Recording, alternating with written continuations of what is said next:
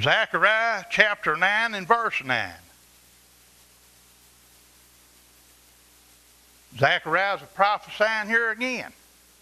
Rejoice greatly, O daughter of Zion. Shout, O daughter of Jerusalem.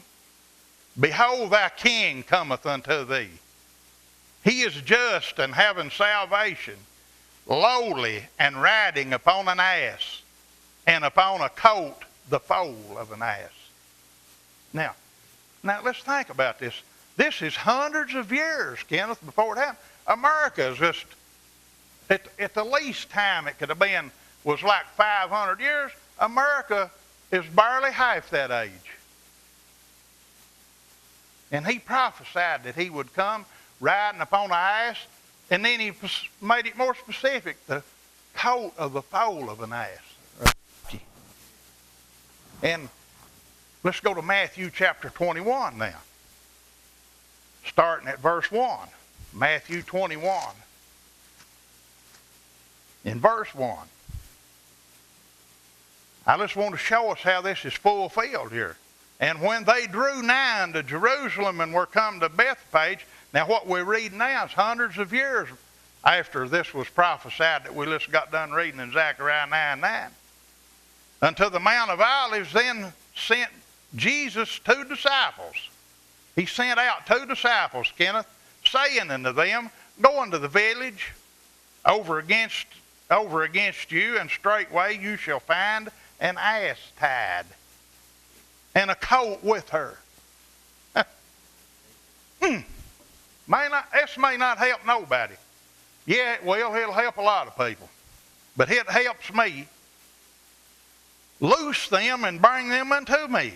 And if any man say aught unto you, you shall say, the Lord hath need of them, and straightway he will send them. All this was done that it might be fulfilled which was spoken by the prophet, saying, tell ye the daughter of Zion, behold, the king cometh unto me, meek and sitting upon an ass, and a colt and the foal of an ass. Ain't that amazing? And the disciples went and did as Jesus commanded them, and brought the ass and the colt, and put on them their clothes, and they set him thereon. And a very great multitude spread their garments in the way. Others cut down branches from the trees and strode them in the way. And the multitudes that went before them followed, cried, saying, Hosanna to the Son of David. Blessed is he that cometh in the name of the Lord. Hosanna to the highest. Now, this come to pass here hundreds of years later, just exactly the way that he prophesied it would happen. Just exactly the way. Now I want us to go to Isaiah chapter 50 and verse 6. I'm going to be pressing for time, I guess.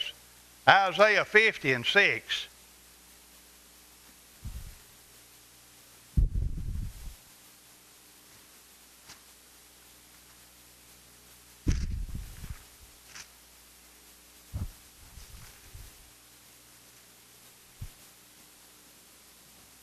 Talking about Jesus here again. Isaiah 50 and 6. He said, I gave my back to the smiters. You remember that?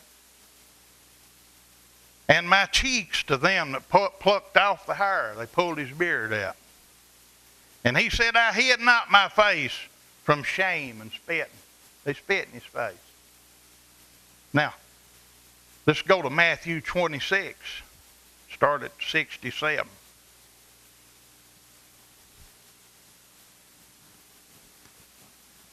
Matthew 26,